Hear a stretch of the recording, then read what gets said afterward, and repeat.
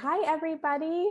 I am Coach Michelle Quirk. I am a pediatrician, a run coach, and founder of Mindful Marathon, where I help make running easy and fun for busy professionals. And I am joined today by Dr. Janika Benoit. She goes by Dr. J. She is a sports medicine physician. And today we are going to talk about running and running injuries and how to prevent them.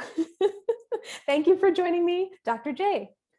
Of course. So happy to be here. So tell us a little about yourself before we get started. Okay, so I am a board certified internal medicine physician, specializing in sports medicine. And I got introduced to running in high school. My best friend decided to join the cross country track team. And I was like, well, if she's going to do it, I'm going to try it too because she's my best friend and I wanted to do what she was doing. Oh, I love And that. since then, I have been hooked with running.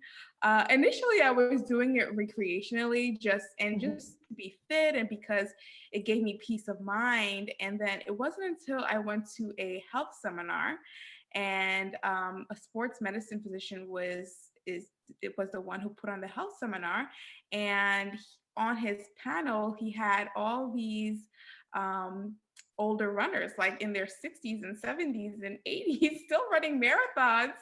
I love to hear that. I love to hear that. And I'm like, wait, I have not run a marathon yet. Like, I need to run a marathon. And here we are. There are like people who are twice, three times my age who are running marathons.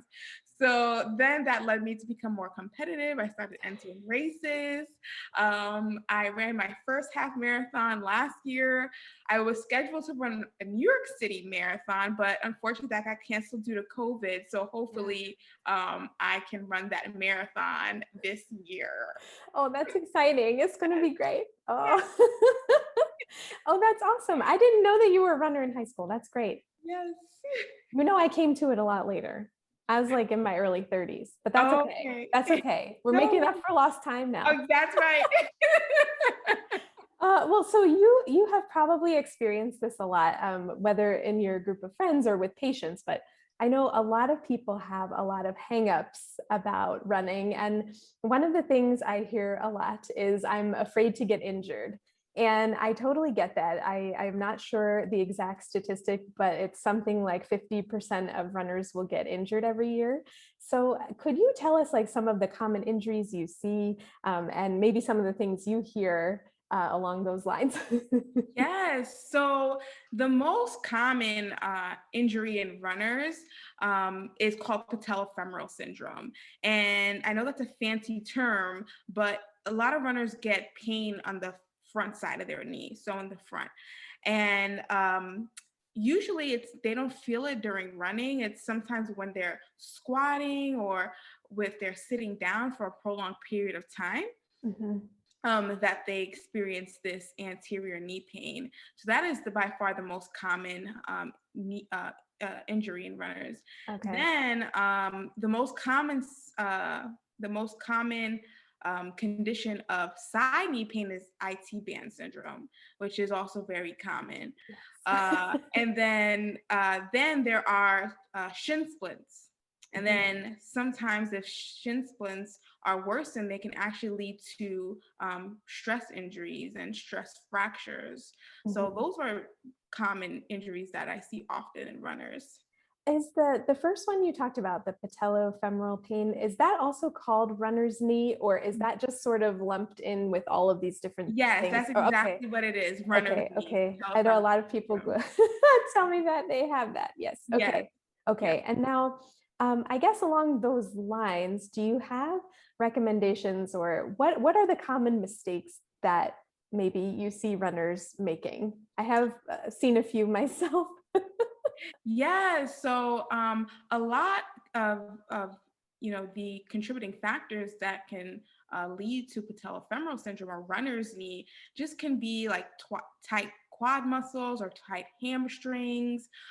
There can be various malalignments in a runner and due to muscle deficits. So that's why it's important to go to a sports medicine physician, because the sports medicine physician can, look at your imbalance in your biomechanics and the way that you run or the way that you walk, and do further testing to see which muscles are weakened and therefore need to be strengthened to improve the runner's knee. Yeah, yeah. Um, I think a lot, a lot of what I see is when really like people start to run, or they get back to it after a long time off, and they tend to go out like a little too far and too fast all at once, and that has often led to things hurting or being sore. And I guess, if someone has an ache or soreness, or what are your soreness rules as far as when somebody should seek, medical attention and see their friendly sports medicine physician and come and see you? Yes. So, when you're running, things can get sore a lot. So it's always important to take a period of rest if especially the soreness is preventing you from running the way that you normally do. Mhm. So first, it's, take a period of rest. Now, if you take a period of rest, let's say for a week or so, and you go back to running and the soreness still persists, that should be a signal that something is not right. And it's time to go to your friendly sports medicine doctor. And you definitely don't want to run through soreness or any pain, because, like I mentioned before, there could be a stress reaction, just inflammation around the bone. And then if you keep on continually running through that, it can lead to fractures. So you want to be really important to not persist through any soreness or pain, especially after a period of rest, because that tells you that something is going on. Yeah, I appreciate that so much as a coach, because if anything, if any of my athletes ever tell me something is sore or aching, the answer is always rest, like probably 99% of the time. And we rest for a couple of days or a week and try to run, at an easy, like try an easy run after that period of rest. And if it's still bothering them, that's my advice as well. Then you That is, have to seek the professional help. yes, that is great advice. Listen to your running coach. I can speak from personal experience as well. I mean, I've been through some injuries as well, and it has gotten easier to know when something is off than when I first started. I didn't quite know, is this just soreness, or should I really be paying attention to it?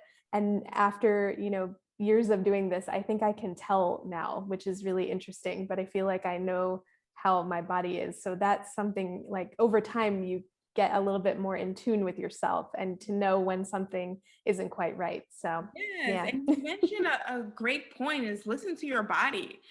As you're running, just be mindful marathon. Be mindful of, how you're feeling during running. And is this consistent with how you always feel, or is something off? So Mhm. it's definitely important to take in all those clues while you're running.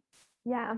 My tip for this is to keep a training journal. This is what my coach taught me to do, and now what I teach others to do. But it's a little bit hard to remember if you don't keep track of it. So after the run is over, if something was bothering you a little bit, or you felt some soreness somewhere, I just note it. Left calf soreness, or ankle felt a little off. And sometimes, it goes away and it's fine, but sometimes it persists, and it's good to look back on those things. So keeping a Oh, training journal is important. I can tell you from a sports medicine physician point of view, that is great because you have all the data right there. I could just look at the notebook and, do further evaluations based on the pain and that patient has felt or an athlete has felt. Oh, well, that's good. All right. That's good to hear. Yes. So tell us where we can find you. Yes. So I am on Instagram at MedFitDO. That's M as in Mary, ED as in dog, FITDO. And I'm also at the same handle on YouTube. All right. So Running coach Michelle is in the hot seat. All righty. So, my question for you is, if someone is interested in a running program, how should they start and then progress in terms of Oh, mileage? yeah, I think this is a great question. It depends on where you're starting from. It depends. So usually, step one is to figure out where you are in terms of your current fitness. Like, are you coming from the couch? Are you a walker? Are you a runner? Are you a runner, but you haven't run in a long time? So there's a lot of questions at the beginning just to kind of figure out where we're starting from. But the general advice is always to start low and go slow. That's usually what I tell everyone, especially if you are new to it or you've taken a long time off. And I think, one of the biggest mistakes newer runners make is that they try to do too much too quickly. Like, there's a lot of motivation there, which is wonderful, but you also don't want to go out too far and too fast and potentially get injured or burn out in the sport just as you're getting started. So the general advice is to take it very easy and set very manageable goals for yourself in terms of where you are with your current fitness. But a coach can definitely help you figure out where you're at.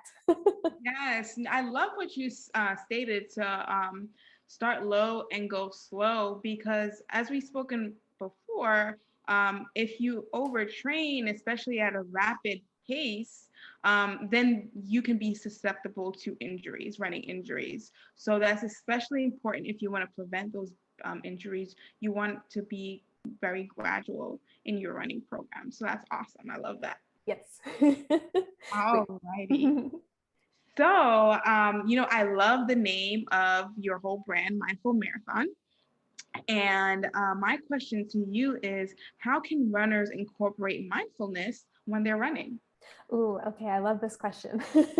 So when I started running, I certainly didn't view it as an exercise in mindfulness. And I think that I discovered that by accident.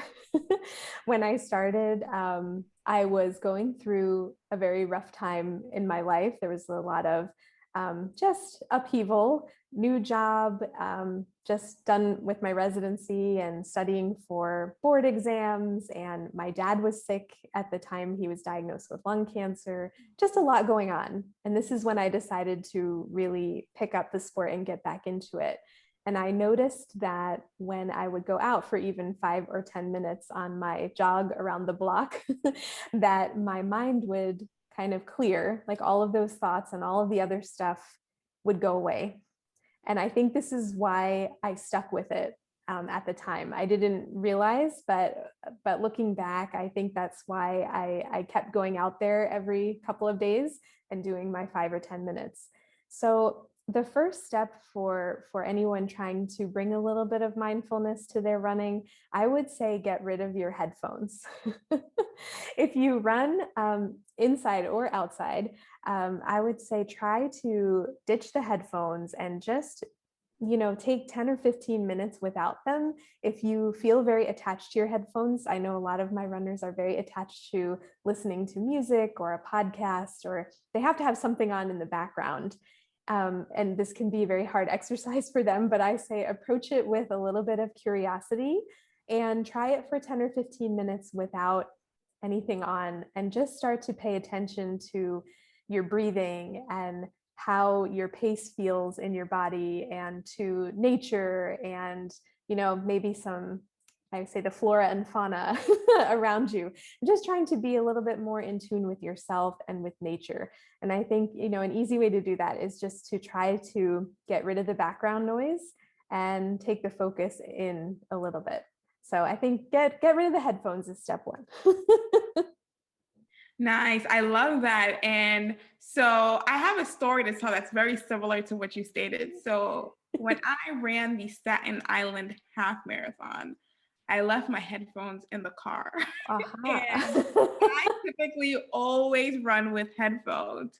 And so I got to the start line. I'm like, oh my gosh, I can't go back now. I mean, I'm here.